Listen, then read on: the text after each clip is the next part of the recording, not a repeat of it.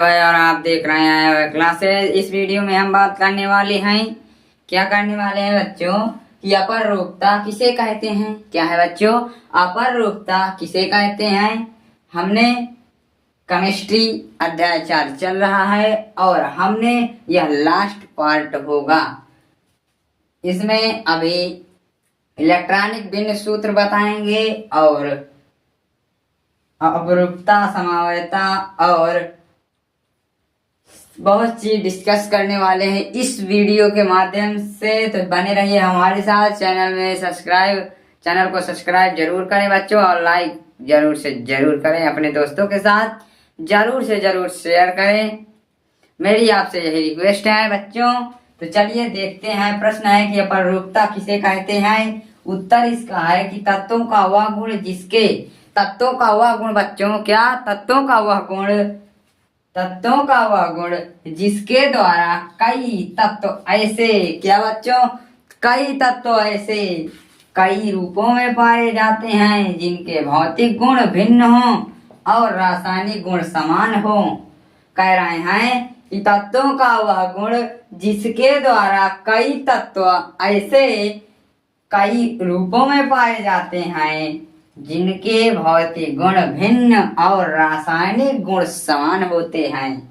क्या होते हैं, भौतिक गुण भिन्न भिन्न होते हैं और रासायनिक गुण समान होते हैं। क्या कहलाती है, अपररूपता कहलाती है।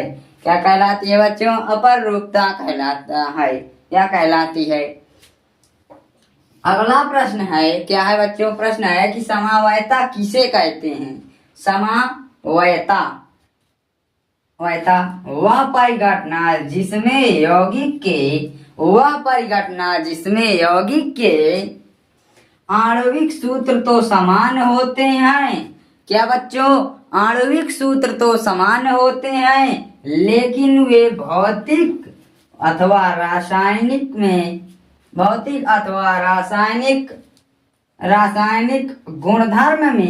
गुणधर्म में क्या बच्चों, अथवा रासायनिक गुणधर्म में विभिन्नता दर्शाते हैं। क्या करते हैं, विभिन्नता दर्शाते हैं।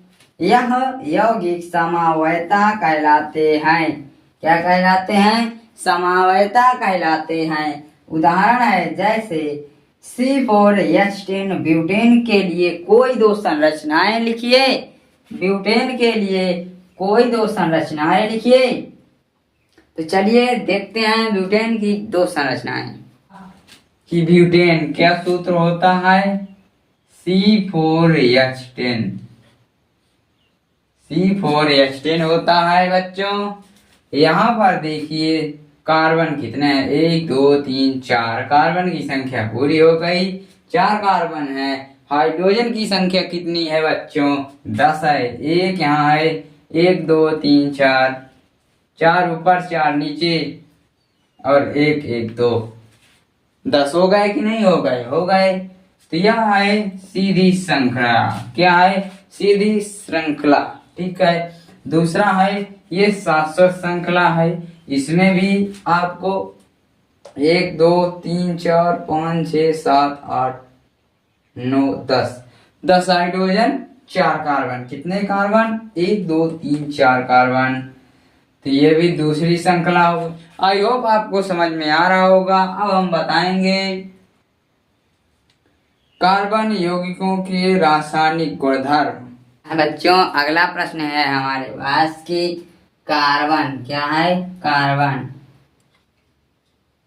कार्बन यौगिकों के रासायनिक गुणधर्म। क्या है बच्चों, कार्बन यौगिकों के रासायनिक गुणधर्म। कार्बन यौगिकों के रासायनिक गुणधर्म। तो चलते हैं देखते हैं। दहन है पहले। दहन कैसे कहते हैं, तो सभी कार्बनिक यौगिक ऑक्सीजन में दहन पर कार्बन डाइऑक्साइड तथा जलवाष्प बनाते हैं। क्या बनाते हैं, कार्बन डाई और जलवाष्प बनाते हैं। इस प्रक्रिया में ऊष्मा एवं प्रकाश मुक्त होता है। ऊष्मा एवं प्रकाश मुक्त होते हैं। यह अवक्रिया दान अवक्रिया कहलाती है। क्या कहलाती है बच्चों? यह अवक्रिया दान अवक्रिया कहलाती है। जैसे जैसे CH4 प्लस O2 प्लस, आप समझिए यहाँ पर CH4 प्लस O2 आयरो क्या बना? CO2 प्लस बना H2O। अब इसे संतुलित करेंगे। हमने संतुलित करने का अध्याय 1 में और बता दिया है, और आप लोग उसे जरूर देखें। और अध्याय 1 तो आप पढ़ ही चुके होंगे क्योंकि अध्याय 4 चल रहा है। ठीक है, तो ये तो आपको और नहीं लगा होगा संतुलित करना, हमने बताया भी है कैसे संतुलित करते हैं। तो CH4 इधर 4 कार्बन है, इधर 2 ही है तो 2 यहाँ लगा देंगे। कार्बन हाइड्रोजन की संख्या बराबर हो गई।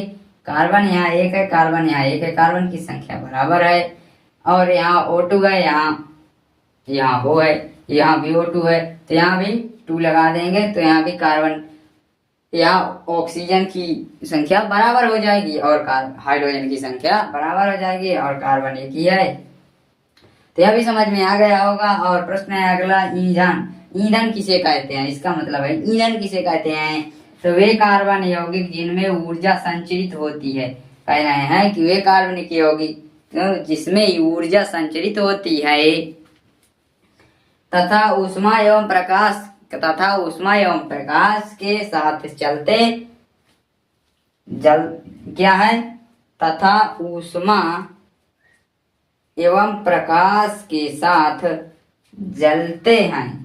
ऊष्मा एवं प्रकाश के साथ जलते हैं, जैसे खाना बनाने में और बैटरियों से मशीन चलाने में। यह भी इंजन का ये कार्य करता है।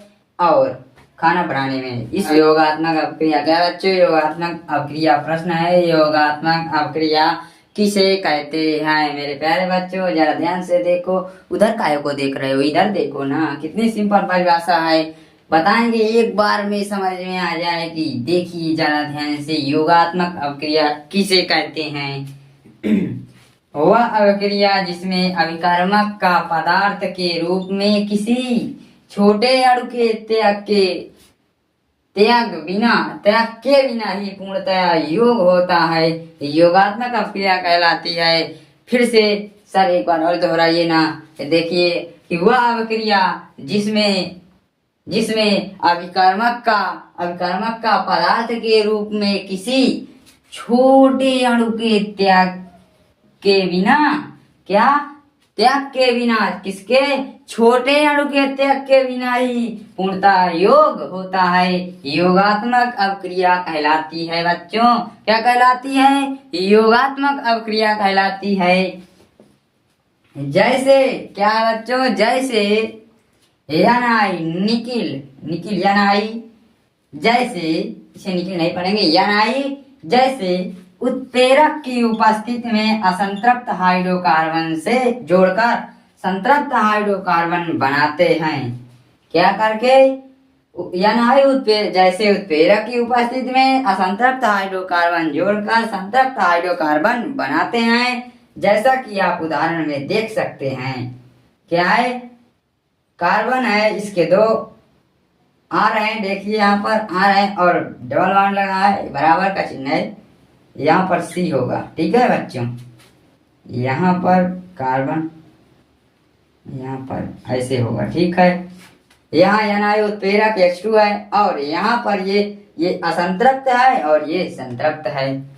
यहाँ तक समझ में आ रहा होगा। देखिए डबल कार्बन, 2 हाइड्रोजन है और 4 इसमें संतृप्त, ये असंतृप्त है, ये संतृप्त हाइड्रोकार्बन है।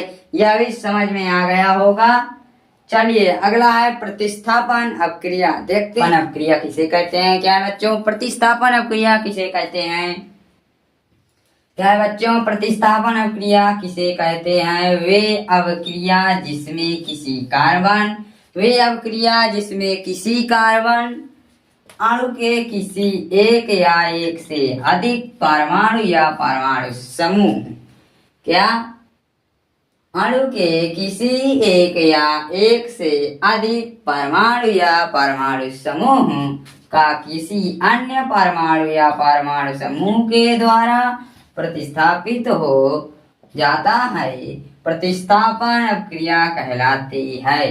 कह रहे हैं कि वे अपक्रिया जिसमें किसी कार्बन अणु के किसी एक या एक से अधिक परमाणु या परमाणु समूह या किसी अन्य परमाणु या परमाणु समूह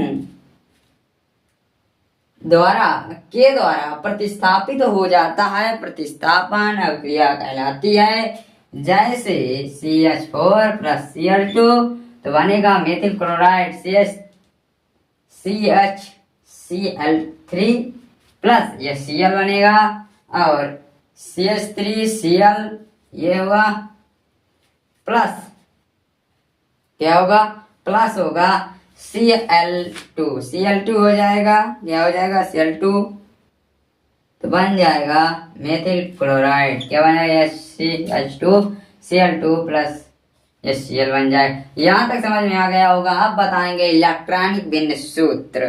प्रश्न है कि सोडियम ऑक्सीजन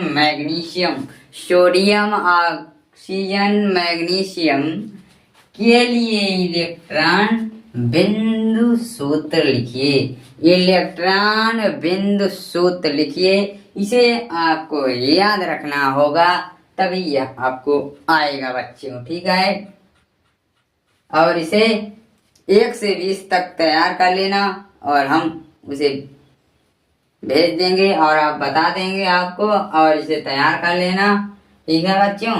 तो क्या है नंबर ए नंबर में है सोडियम का, इसका सोडियम का परमाणु क्रमांक 11 होता है।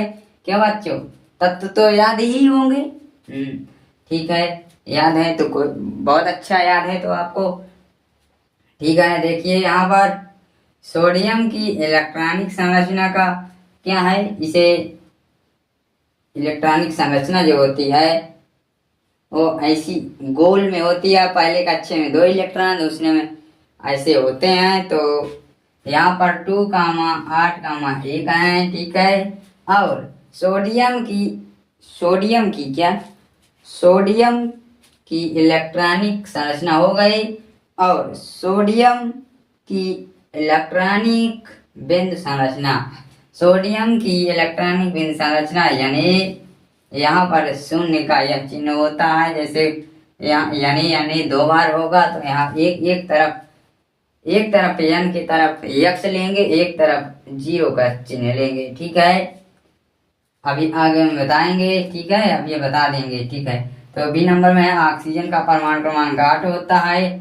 ऑक्सीजन की इलेक्ट्रॉनिक संरचना 2,6 होती है, 2 और 6, ठीक है। मैग्नीशियम का परमाणु क्रमांक, इसका ऑक्सीजन का इलेक्ट्रॉनिक बिंदु सूत्र होता है O, इसके पास 6 कार्बन क्या होते हैं, 6 होते हैं डबल। अगर O एक और लिखेंगे तो इसमें इसके 6 कार्बन, ठीक है। तो देखिए मैग्नीशियम है कि का 12 होता है, इलेक्ट्रॉनिक संरचना 2,8,2 होती है, ठीक है। अब बिंदु संरचना सूत्र Mg, यहाँ पर गुणे का चिन्ह बताए थे ना अभी। तो चलिए